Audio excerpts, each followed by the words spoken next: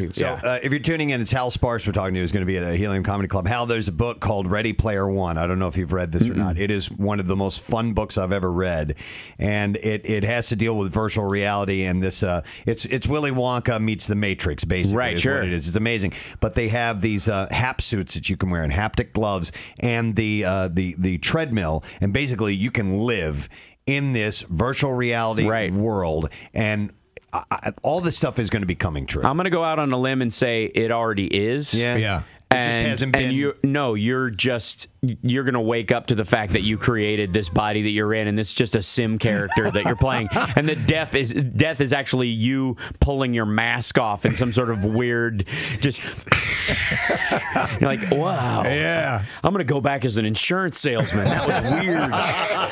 I'm going to let's plot this out. I'm going to get divorced when I'm 43 and have a midlife crisis at 47, and I want to do this, and I want to start playing baseball and get hit in the head and lose all feeling in my left arm so I can grow it back. And it gets really complicated after a while. It's like the fetishes. Yeah. It literally, you become we do live, because science actually discovered that we live in a virtual environment last year. Definitively, on a mathematical level, this universe is a fabrication. That was the definitive thing from the scientific community last year. They just went, we've done all the math, and this is printed. Somebody is projecting this universe into existence. We don't know who it is, but we think it's us, and it's done on this kind of multi-access thing for our, like it's in a virtual environment, and that was because there was particleization at the edge of the universe in all these deep space pictures that they were taking. Right. And since they're solid light pictures, there's no reason for particleization except for it's a screen of sorts, and it's a big Truman show. They had this this gathering of scientists in Switzerland, where they all gathered to try and destroy the universe with a hadron collider. Right. Hey, let's kick this thing up a notch, and what happens if we throw a monkey wrench in the middle of it? Maybe we can create a black hole. Yeah, give it a try. Yeah, dumb. But they were all sitting around going, why is there particleization in these multi-billion-dollar pictures that we're getting? And there were two guys in the back, literally just scribbling on paper like maniacs. And they went, the only real reason is that we live in a hologram.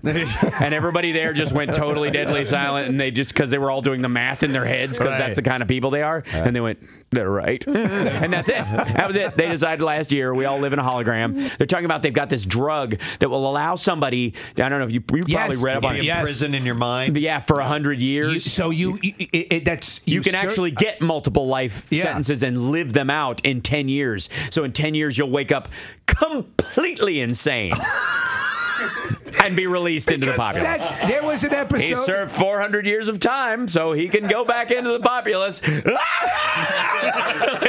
you remember that Deep Space Nine episode with Chief O'Brien? Yes. In fact, in his perceived thing, he killed a dude. Yes. And so he was feels guilty a mental wreck. Right. He feels guilty about something that never actually happened. Which is the psychological recurring damage occurring in recurrent lifetimes if you believe in reincarnation, if this ends up being a virtual reality that we live in. So you go back and you do these fake lifetimes where you learn all these things, but you're so emotionally affected by them you actually think that you did it. And here's the thing, and this kind of goes to the whole virtual thing. Right. What if, at some point they're talking about recording all the memories of a human being. Right. Their whole life. And maybe this isn't a virtual thing that you are living out that you plan like a video game.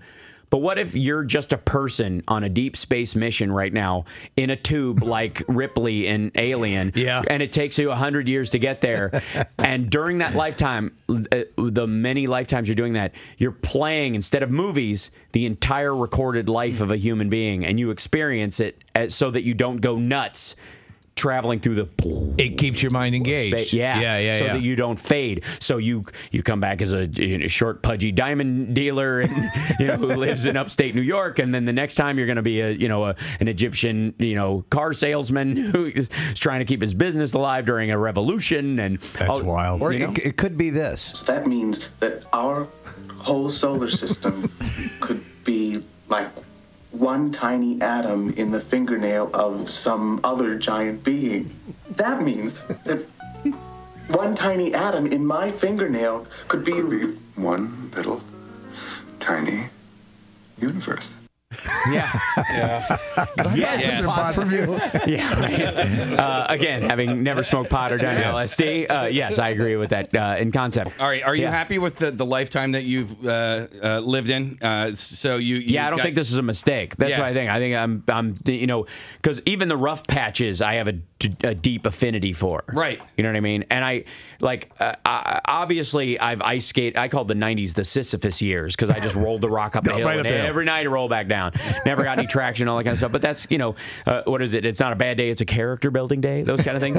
If that's what it's for, then even the toughest stuff. Then you can start to appreciate the worst parts of your life because you have some responsibility and some desire to build from it. But I'm also talking about the fact that you were brought up and around the analog and beta days. Man. And now but you're going to... Nobody... We live in a time we've never seen a leap in technology. And even then, I do this bit in my act about, how much I hate old people. And I won't go into most of it here. But basically, this argument is always made that old people can't deal with new technology. They can't deal with that because they just can't adapt or whatever. But old people have actually adapted to bigger shifts in technology than we have because... in my lifetime, I went from dial phone to push button phone to flip phone to smartphone. My grandmother went from smoke signals to phone. You know what I mean? Literally yesterday.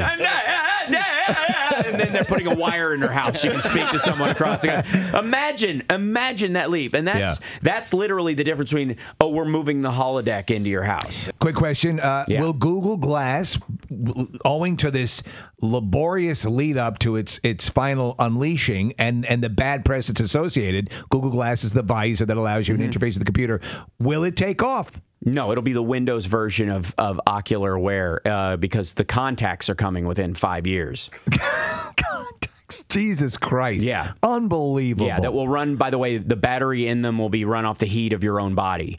So you'll wear these contacts and they will be constantly recharged by your own physical kinetic heat. Do you want that? Huh? Do you want that? Absolutely. I almost said F yes on the air. I want a heads-up display like you would not believe.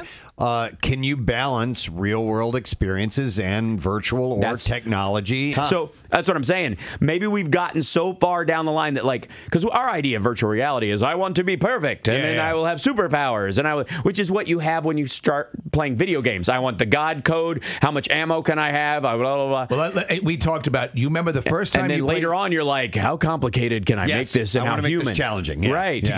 The first time, if you ever played the Spider-Man game, the Xbox, where you climbed up to the top of a building and just jumped off.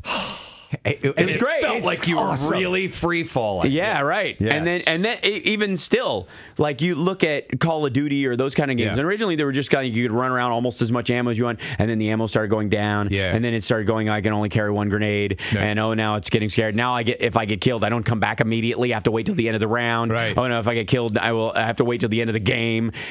That's what raises the stakes of making it worth playing after a while. Right. And so wouldn't you do that as an omnipresent being who just decides to live in space-time? Wouldn't you start ratcheting it up to make it so personal that it becomes extreme to the point where you're like, I'm Christopher Reeve. I want to live in a situation where I have everything and then I lose it and I regain my humanity because it's such a better story to experience. Then That's heavy stuff. From that, then should we surmise that the people that have the crappiest life have just been playing the game longer than exactly. the rest of us? That's why it's the concept of the elevated human, who these people who have every reason to hate life or be beaten down, or the Stephen Hawkings of the world who physically decrepit by our standards or whatever, but their brains and their minds have expanded because of that. Because they go, maybe I'll just move my hit points around this next life. Maybe I'll take all the hit points I would have for a body and just put them all in brain.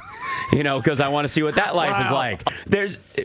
We will be interfacing via virtual and organic means from now on. That's us. That's what humans do. We're a tech-oriented animal. It's not going anywhere. Nope. And it's going to get deeper, and it's going to be more integrated in us, and that's never going to change. And so the idea that somehow we'll put it off for a while is like being Amish and going, look, God loves buttons, hates zippers. I don't know what this is. I tried to use a zipper once, and I caught my crank in it. Forget it.